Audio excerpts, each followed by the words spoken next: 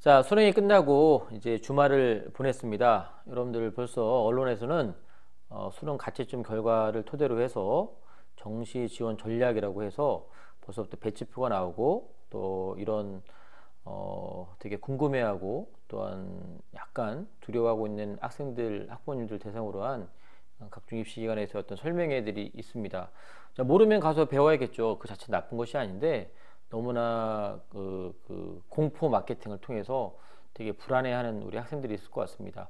입시를 단연간 지도했던 학교 선생님들이나 학원 선생님들 그리고 관련된 우리 입시 관계자들은 여러 번 겪기 때문에 매년 입시가 변한다 하더라도 그렇게 낯설지 않을 수가 있지만 우리 고3 학생들 처음 수능 본 학생들 처음 입시를 대하는 학생들은 모든 것들이 새롭고 또는 어렵고 또 그래서 불안할 수밖에 없는 지점들이 많이 있는 것 같습니다.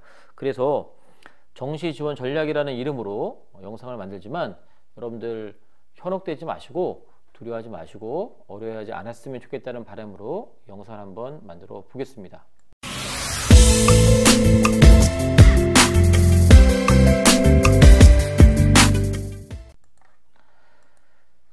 자, 우리가 언론에서 뭐 신문에 많이 나오죠. 막 가채점 결과 또 실제점은 어떻고 또 배치 점수는 어떻더니 또 요번에 뭐 통합수능 2년 차라느니 그다음에 뭐 국어에서 언어의 매체 화법과 작문 수학은 미적 기하 확통 또 문과 침공이니 뭐 교차 지원이니 또 표점은 무엇이고 백분위는 뭐고 또 누적 백분위 누백은 뭐고 이런 얘기들이 많이 나옵니다. 특히 우리 학부모님들 입장에서는 아이들에 대한 관심은 있는데 정확하게 이 개념조차 이해가 안 되시는 분들도 계실 수 있을 텐데 벌써부터 각 입시 언론에서는 입시 업체나 언론에서는 뭐 몇 점 맞으면 어디 가고 안 가고 이런 말을 하니까 나만 뒤처지는 거 아니냐, 나만 관심 없는 거 아닌가 이런 불안함이 있을 것 같습니다. 그래서 차분하게 한번 설명을 하도록 하겠습니다. 자, 일단 원점수 배치 점수가 나왔는데요. 자, 원점수라는 건 우리가 국어가 100점 만점, 수학이 100점 만점, 탐구 과목이 50점 만점으로 두 개 해서 합이 100점. 그래서 보통 원점수 배치 점수를 하는 건 뭐냐면 영어하고 한국사는 절대평가다 보니까 원점수 배치 점수에 영어하고 한국사는 포함되어 있지 않습니다. 그래서 우리가 원점수 배치 점수를 하는 건 300점 만점을 기준으로 하는 겁니다. 국어 100, 수학 100, 탐구 두 개 100 해서 300점 만점으로. 예를 들면 어떤 입시 기관에서 자, 서울대 의예과를 가려면 원점수 기준으로 294점을 맞아야 된다. 294점이니 또 293점이니 이런 말을 합니다. 솔직히 300점 만점에 294점이면 잘하는 걸까요? 못하는 걸까요? 엄청 잘하는 거죠. 300점 만점에서 마이너스 6점밖에 되지 않았습니다. 여러 경우의 수가 나올 수 있는데 일단 기본적으로 국어는 2점, 3점으로 구성되어 있기 때문에 예를 들면 국어 100점을 맞고 또 수학도 100점을 맞고 그다음에 탐구는 2점, 3점으로 구성되어 있기 때문에 3점짜리 하나씩 틀렸다 그러면 결국은 1번의 학생은 수능 문제에서 딸랑 2문제밖에 틀리지 않은 학생입니다. 이 학생이 있을 수 있고요. 또 2번 같은 학생은 자, 국어에서 3점짜리 하나를 틀렸고 수학에서 3점짜리 하나를 틀리고 탐구는 다 맞는 겁니다. 이 학생도 마찬가지로 딱 딸랑 2문제 틀린 겁니다. 그리고 세 번째 학생은 자, 국어에서 100점을 맞고 수학에서 4점짜리 하나를 틀렸습니다. 그리고 탐구에서는 탐구원에서는 100점 맞고 50점 만점 맞고 그 다음에 탐구2에서는 2점짜리 하나를 틀렸습니다. 이렇게 보면 자, 결과적으로 놓고 보면 다 1번 학생도 2문제 틀렸고 2번 학생도 2문제 틀렸고 3번 학생도 2문제 틀렸지만 똑같은 294점을 맞았습니다. 그런데 서울대 의예과는 원점수를 가지고 뽑는 게 아니잖아요.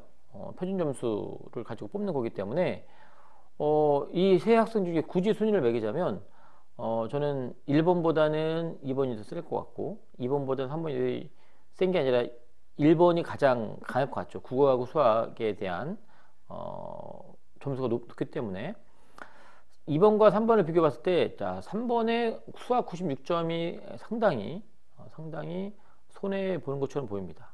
그죠?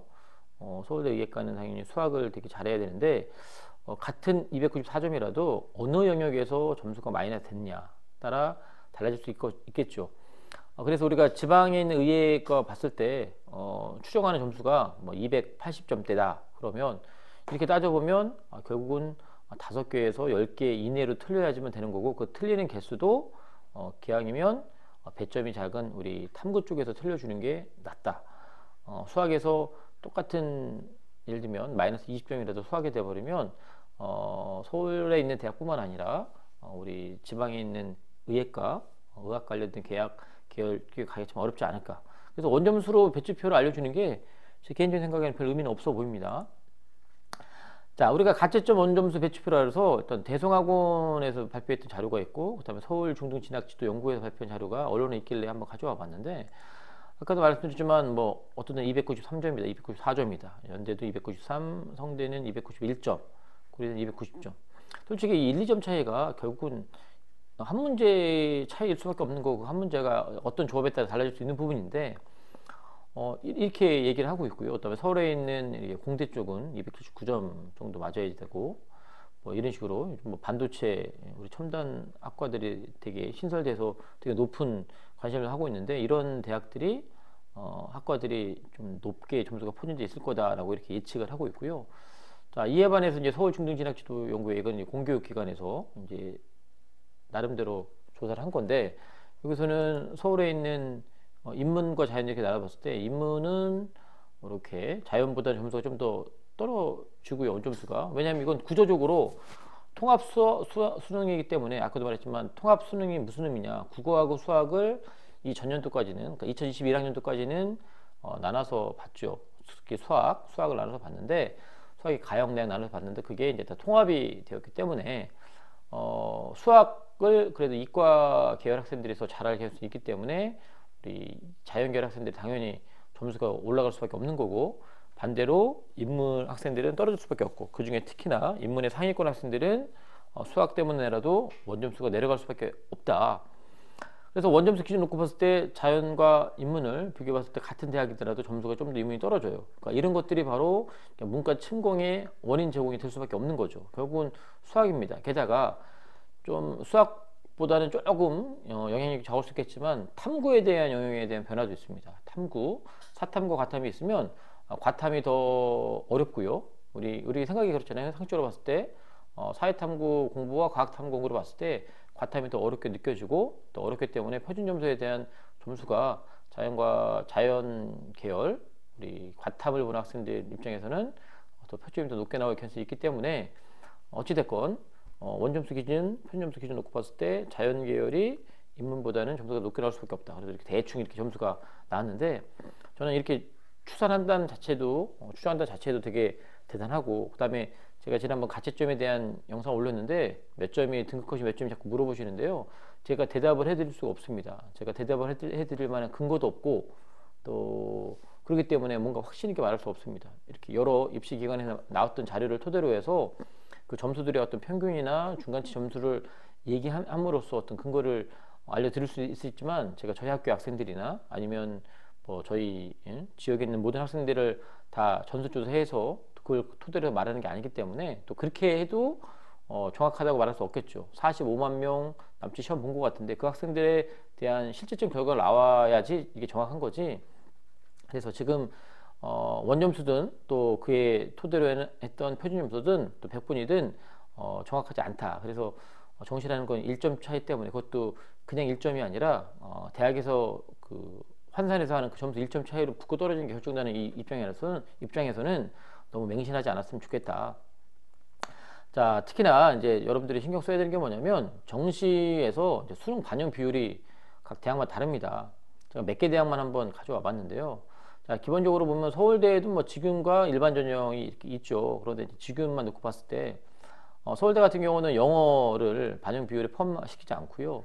중앙대도 마찬가지입니다. 거꾸로 얘기하면 영어가 그렇게 중요하지 않다는 얘기입니다. 다른 대학 대비해서. 반면에 경희대나 공대 같은 경우는 일정 비율이 들어가 있습니다. 그런데 약하죠. 그죠? 그러니까 정시에서 영어는 전반적으로 약하다. 그런데 이것도 나중에 정시에 대한 얘기를 할 때 또 다르게 얘기할 수 있겠지만, 수도권 중에서 일정한 대학 아래, 그다음에 지방대 쪽에서는 오히려 영어에 대한 비중이 높아지는 대학들도 많이 있습니다. 그래서 내가 지원하는 레벨이 서울 상위권이냐, 중위권이냐, 수도권이냐, 수도권 이하냐, 이에 따라서 그것도 분명히 달라질 수 있는데, 익명그들이 영어가 무조건 정시에서 약하다라고 말하는 것도 좀 넌센스고요. 탐구 과목도 서울에 있는 대부분 대학들은 2개를 반영하지만 한 과목만 반영하는 대학도 분명히 있습니다. 그리고 이 반영 비율 보는데, 우리 흔히 말하는 문과, 이과를 봤을 때 문과는 국어에 대한 비중이 높고 이과는 수학의 비중이 높다고 하지만 전반적으로 봤을 때는 수학이 문이과, 서울대 같은 경우는 문이과 다 통틀어서 수학이 상당히 높죠. 경희대 같은 경우는 인문, 사회, 자연 이렇게 생각나는데 인문은 국어가 제일 높죠. 사회 이게 보통 이제 상경계열 포함되어 있는 거죠. 수학이 높고요. 자연은 당연히 수학과 과탐이 높습니다. 여기 미기 쓰는 건 뭐냐면 위에 써놓지 않는 거는 수학이 미적기하, 그러니까 다 미적 확통이나 미적기하가 다 가능하지만 자연계열은 미적기하 본 학생만 써라. 그리고 과탐만 본 학생 써라. 그렇기 때문에 우리 자연계열 학생들이 미적과 기하를 본 또 과탐 본 학생들이 인문사회 쪽으로 우리 흔히 말해서 침공할 수 있는 계기가 근거가 여기 있는 겁니다. 중앙대 같은 경우는 이 카테고리를 4개로 나눴습니다. 인문, 공공인재, 경영경제, 자연 이렇게 4가지로 했는데 다 인문은 국어 수학이 무지하게 세고요. 굉장히 그 반영비 높고요. 공공인재는 마찬가지로 국어 수학 비중이 높고 경영경제, 환경계열 쪽은 대놓고 수학이 더 훨씬 더 높고요. 자연은 수학하고 과탐이 더 높습니다. 그래서 이과 학생들 중에서 수학을 잘하면 경영경제로 갈 수 있겠죠. 반면에 자연계열 학생인데 국어를 너무 못 봤는데 수학이 어느 정도 해줬다. 그래도 마찬가지로 이렇게 넘어갈 수 있는 개연성이 있는 거죠. 자, 국민대 같은 경우는 그렇게 큰 차이가 나진 않지만 인문 같은 경우는 국어하고 사탐을 탐구를 되게 높게 쳐주는 반면에 자연과 또 경영정보학과는 수학과 과탐을 되게 높게 봅니다. 게다가 대부분의 대학들은 이게 서울 상위권들은 혼합 지표를 씁니다. 예를 들면 국어 수학은 표준 점수, 탐구 같은 경우는 변환 표준 점수라고 해가지고 그 각 탐구 영역마다 점수 차이가 나기 때문에 난이도 차이 때문에 나기 때문에 이걸 보정합니다. 그래서 혼합이라고 얘기를 하는 거고 게다가 영어하고 그 다음에 한국사가 포함되는 경우에 감점을 하든 가점을 하든 그렇기 때문에 혼합이라고 표현을 하는 거고 국민대 같은 경우는 이제 표준 점수만 그러니까 100분 이내는 여기는 의미가 없는 거죠. 또 등급도 의미가 없는 거고 근데 수도권 중하위로 내려오면 또 100분위로 또 적용하는 대학도 있기 때문에 이런 걸 봐야 됩니다. 그렇기 때문에 제가 이 말씀을 왜 드리느냐 아까 말했던 원점수라는 건 아무 의미가 없는 겁니다. 그 원점수를 기반으로 해서 표점이 몇 점 나왔느냐 그걸 우리가 알아야 되는데 현재 상황에서는 그걸 알 수가 없다라는 거죠. 그래서 아무리 원점수 배치 점수를 주고 또 각 입시기관에서 추정된 표준 점수를 알려주더라도 정확성이 많이 떨어지기 때문에 그걸 가지고 내가 지원하고자 하는 정시 대학을 지금 정한다라는 건 어렵죠. 그렇다고 전혀 정시에 대한 준비를 하지 말라는 얘기가 아니라 되니 안 되니 그래서 불안하기 때문에 자꾸 비싼 돈을 내버리고 사설 컨설팅을 받으면서 그 수많은 그 에너지를 낭비하지 말았으면 좋겠다는 바람에서 말씀 좀 드리는 거고요. 자, 중앙대 공공인재학부 아까 금방 얘기했죠. 앞에도 얘기했지만 공공인재 같은 경우는 국어 35, 수학 40 이렇게 반영하는데 35, 40 영어는 아예 포함되어 있지 않습니다. 자, 그런데 전년도에 공공인재학부는 그 환산 점수로 749.35점이 중앙대 기준으로 이 기준이 70% 점수였습니다. 100명 중에 70등의 점수. 꼴등으로 들어갈 점수까지는 모르겠지만 커트라인까지는 모르겠지만 749.35가 정도 되면 붙었다. 자, 그런데 두 학생을 한번 비교해 볼 건데요. 자, 위에 있는 학생 일단 국어 수학이 35, 40이 되게 중요할 수밖에 없는데 위에 있는 학생이 국어가 135, 98% 1등급 그죠? 수학은 121, 82 3등급 아래 학생은 134, 95 여기 국어 수학에서 수학의 차이가 되게 많이 나죠.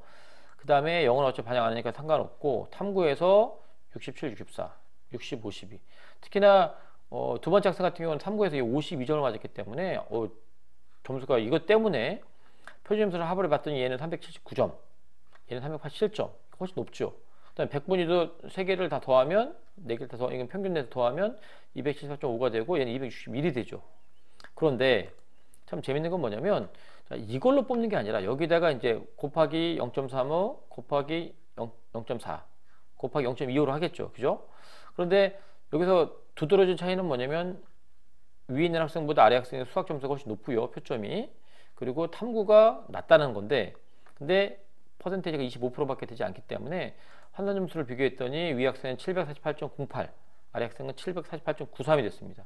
물론 70% 점수에는 좀 모자르긴 했지만 아래 학생은 충원 합격을 했고요. 위 학생은 불합격을 했습니다. 물론 이 학생이 추가로 또 붙었을는지 모르겠지만 가지고 있는 데이터상으로는 일단 불합격했다고 돼 있더라고요.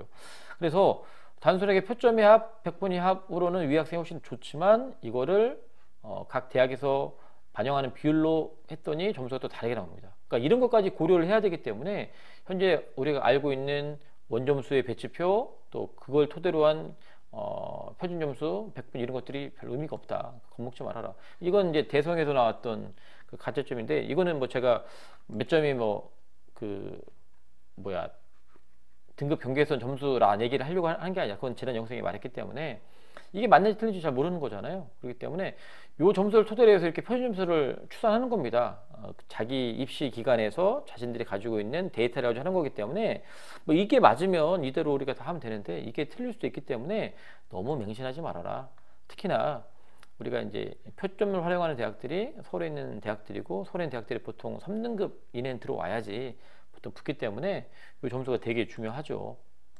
수학도 마찬가지고 그래서 탐구도 있고 과탐도 이렇게 있는데 이 점수 자체에 저한테 자꾸 물어봐요. 몇 점이면 등급 포기에 걸리냐 안 걸리냐. 뭐 제가 어떻게 합니까? 모릅니다. 그냥 몰라서 답변을 못 드리고 있는 거 있기 때문에 왜 답변 안 하냐고 화내지 마시고요. 제가 정확하게 말할 수 있는 근거가 없기 때문에 말할 수가 없습니다. 제가 드리고 싶은 얘기는 뭐냐면 저는 현직 교사다 보니까 여러분들이 불필요한데 에너지와 돈과 그 다음에 또 여러분들의 그 마음을 쏟지 않았으면 좋겠습니다. 그렇다고 제가 일일이 다 상담을 해드릴 수 있는 건 아니겠지만 지금 여러분들이 할 수 있는 건 뭐냐? 대부분이 이제 다음 주에 이제 학교에서 기말고사 하겠죠. 기말고사 자체가 우리 정시가는데 적용되는 대학은 뭐 서울대 빼고는 없겠죠. 근데 그래서 대충 보긴 하겠지만 적당히 대충 보시고요.